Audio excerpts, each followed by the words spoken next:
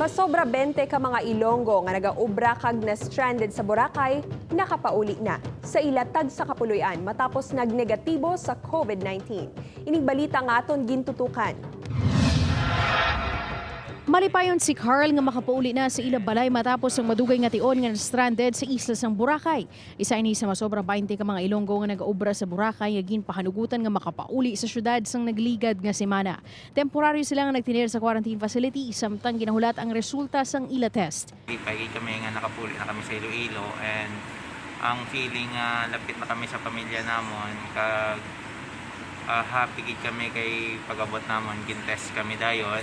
Suno kay Carl naging maayo ang pagtatap sa ila sa quarantine facility sa diin ginbutang sila sa separado nga mga kwarto. Tanan manual provided pati sa pagkaon and then from may schedule man kami for temperature check morning kagabi.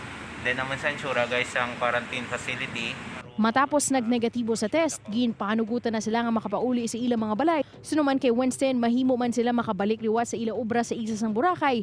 Apang sa karon, mas ginpili nila nga magpauli agud makita man ang ila pamilya. Liwat naman sila nga ipaidalom sa home quarantine tubtub Mayo 27. Upod kay Hans Tisierto, Daryl Marie Sarmiento, One Western Visayas.